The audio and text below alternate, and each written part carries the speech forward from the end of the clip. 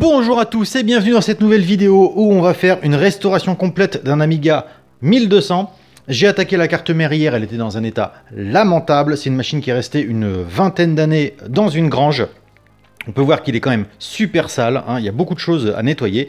Donc, comme vous avez pu le constater, la météo est avec nous depuis au moins 4 jours. Il fait un soleil de plomb, il fait super beau. Nous allons pouvoir faire un superbe Retro Bright et nous allons pouvoir redonner à cette machine sa couleur d'origine, la refaire intégralement. Elle sera blanche et brillante grâce à ce soleil merveilleux.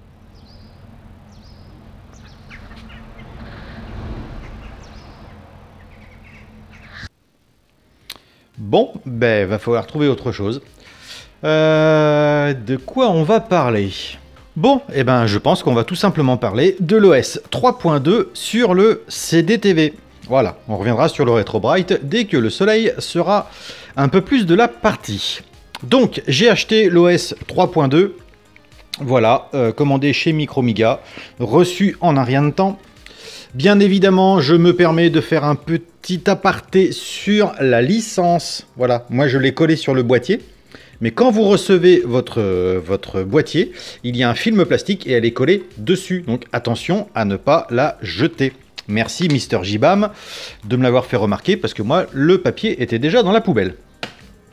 Bref. Pourquoi j'ai pris le 3.2? Bah, tout simplement parce que j'avais pas pris le 3.1.4. Et que j'avais envie de tester un petit peu un système moderne. Ça fait des années que j'utilise des Workbench sans jamais avoir payé une seule licence, comme beaucoup d'entre nous. Mais pour une fois, j'avais envie de l'acheter. Je trouvais que le format CD me plaisait beaucoup.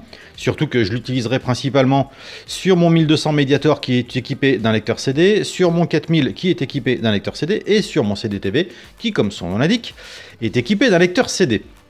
Donc pour moi, il y avait ce côté aussi ultra simple. On met le CD à l'intérieur, on installe et c'est parti. Première déception, sur le CDTV, j'ai été incapable de l'installer à partir du CD. Je m'explique. Tout se passe bien en fait à partir du moment où j'insère le CD, que je commence à lancer l'installation, mais ça bloque à 15% d'installation. Ça bloque et ça ne bouge plus. Donc, je ne sais pas pourquoi. Est-ce qu'il y a un problème d'incompatibilité? Est-ce qu'il y a quelque chose que je n'ai pas fait correctement? Je ne sais pas. Mais j'ai essayé plusieurs fois et je n'ai pas réussi. Donc, vu que les disquettes sont fournies en ADF sur le CD, j'ai donc copié les disquettes sur mon Gotek et j'ai tenté l'installation à partir du Gotek. Et là, encore une fois, plantage à 22%. Non pas que ça fige, mais par contre, c'est extrêmement lent au niveau de l'installation du local 3.2 FR. Voilà, l'installation a pris un temps fou. Donc au bout d'une demi-heure, j'ai arrêté parce que voilà, ça me paraissait anormal. Du coup, j'ai laissé tomber. Ce que j'ai fait, c'est que comme je suis équipé sur le CDTV d'une SCSI to SD révision 6, donc j'ai relié le CDTV à mon PC sous WinUAE et j'ai fait l'installation à partir du lecteur CD de mon PC via WinUAE et je l'ai installé sur la partition système de mon CDTV. Voilà, ça a été un peu compliqué, je pense qu'il y a une méthode pour que ça fonctionne directement, mais je ne l'ai pas trouvé, donc j'ai fait une installation un petit peu barbare. Tel que vous le voyez actuellement, il fonctionne en 800 par 600 grâce à l'indivision ECS V2. Donc je suis donc en ECS. On peut voir que les icônes sont quand même plutôt sympas. Pour de l'ECS, c'est quand même très joli. Je suis donc en 16 couleurs. Et je trouve que déjà visuellement, c'est très intéressant. En plus, dans le pack icônes, on peut trouver donc des icônes pour tout et rien, ce qui m'a permis de mettre de nouveaux icônes pour TSGUI, pour le XCDTV, donc le Xcopy version CDTV. Le CDTV Player a donc son icône personnalisée que l'on va trouver dans le bac, donc ça je trouve que c'est super cool.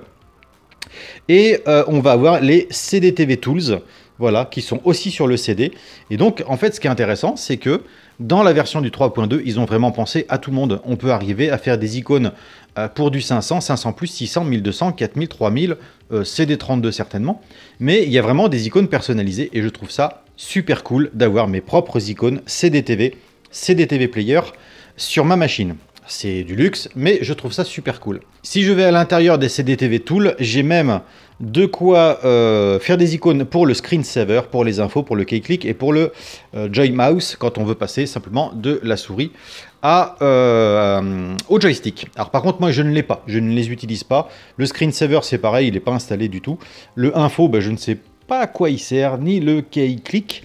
Et le Joy Mouse, moi je ne l'utilise pas puisque je n'utilise pas le système d'origine du CDTV. Hein. Je passe par un convertisseur DB9, une souris sans fil et une manette branchée en DB9 sur l'adaptateur. Donc ça n'a rien à voir. Par contre, ce qu'on voit encore une fois, c'est que les icônes sont absolument magnifiques. En termes de configuration, je suis donc en 68000. J'ai le processeur d'origine. J'ai le méga chip, donc j'ai 2 MO, 2 chip RAM. Donc ce qui fait qu'avec l'indivision et en 16 couleurs, il me reste 1,8 MO en mémoire graphique, ce qui est plutôt cool. Et pour ce qui est de la mémoire fast, on peut voir qu'il me reste 6 mégas, donc j'ai encore de la marge. Mais ça me permet quand même d'avoir de très très beaux icônes. Et en plus, je trouve que ce n'est pas si lent que ça. Voilà. J'avais peur en fait que ce soit comme le 3.1.4 que je trouvais vraiment très lent. Mais en termes d'exécution, dès que je vais ouvrir quelque chose, moi je trouve ça rapide pour un 68000. On verra si un jour je lui colle une Buffy. Mais pour du 68000, je trouve ça largement acceptable. Voilà, si j'ouvre mon disque, qui est un disque de 4 Go, il y a plein de bêtises dedans installées dans tous les sens. C'est vraiment le chantier dans celui-ci. Celui-ci, le Hard 2, normalement, doit faire 10 Go. Mais par contre, non, 2 Go, pardon. C'est le Hard 1 qui fait 10 Go. Voilà, celui-ci fait 10 Go, mais il n'y a pas grand-chose dedans. Mais si je veux naviguer dans les dossiers, c'est quand même super simple. Hop. Et je trouve que c'est plutôt rapide. Donc, ça, c'est ma première vidéo sur le sujet, puisque j'y reviendrai une fois que je serai sur la vidéo du CDTV. Mais là, en première approche, je dirais pour un utilisateur lambda qui souhaite simplement avoir un Workbench à jour, sachant qu'il faut mettre l'icône librairie à jour, puisque la dernière sortie est plus récente que celle qui est livrée avec le CD, mais ça c'est un détail. Dans l'ensemble, tout est super intéressant. Par exemple, autre chose que je trouve sympa, c'est que par défaut, je vais ouvrir mon hard disk qui est là, on a la sélection multiple. Voilà, si je veux sélectionner par exemple tous ces dossiers, les déplacer ou les coller, voilà, ils sont tous sélectionnés. Donc ça, je trouve ça particulièrement cool. C'est du détail, hein, mais moi, c'est quelque chose que j'utilise beaucoup. Mon petit regret, c'est de ne pas avoir le menu déroulant. J'ai pas regardé si on pouvait l'activer. Hein. Je pense qu'avec la MMU, on peut arriver à l'avoir. Mais voilà, on a le menu déroulant qui se trouve ici, comme sur n'importe quel Amiga. Mais on peut l'avoir, comme sur un classique Workbench, avec le clic droit directement sur la fenêtre. Ça, encore une fois, c'est des détails que je n'ai pas peaufinés. Je me suis attardé vraiment sur le premier fonctionnement. Et surtout, est-ce que tout allait être compatible avec le CDTV? Donc la réponse est oui. Si vous hésitez à acheter le 3.2, si vous n'avez pas le 3.1.4, je dirais que même si vous l'avez, n'hésitez pas. Je trouve que c'est un très bon achat. Je voulais revenir un petit peu sur le prix, puisque là, chez Micromedia, on est à 42,99 €, me semble-t-il. Et je sais que beaucoup de gens ont réagi sur le prix en disant « Ouais, c'est cher, c'est cher. » Et du coup, alors je suis pas du tout d'accord. Je trouve pas que ce soit cher. Pour la bonne et simple raison, c'est qu'on peut l'installer... je veux dire par là, si vous avez 20 Amiga à la maison, vous pouvez l'installer 20 fois de suite, on va rien vous demander. Et depuis combien de temps est-ce qu'on utilise des Amiga, des Amiga Workbench piratés? Je veux dire, ça fait peut-être 20 ans. Donc acheter une fois une licence dans sa vie pour 40 €, je veux dire, c'est moins cher qu'un jeu sur Xbox. Hein, donc voilà, moi je trouve que proportionnellement, c'est pas excessif.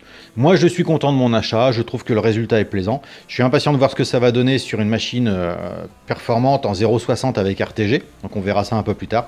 Mais là, personnellement, sur le CDTV en ECS, je trouve que le résultat est vraiment intéressant. Je trouve que le travail a vraiment été fait pour satisfaire tout le monde. Alors je sais que des gens ne seront pas d'accord et trouveront qu'il manque quelque chose, mais je trouve qu'en premier lieu c'est quand même un beau workbench. Je le trouve bien utile, je trouve qu'il est déjà bien complet pour celui qui veut simplement servir de son workbench.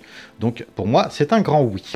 Voilà, donc c'était présentation rapide du Workbench 3.2. On verra la prochaine fois l'installation donc sur le 4000 et sur le 1200 Mediator avec avec Fastata, avec carte graphique Radeon 9200, bref, avec une très grosse config, en plus en 0.60. Le 4000, ce sera sur du 0.40 avec une Cybervision 64 3D. Donc bref, on verra ce que ça donne. En attendant, je vous remercie d'avoir regardé ce petit brin de vidéo divertissant. Et je vous dis à très bientôt. Ciao!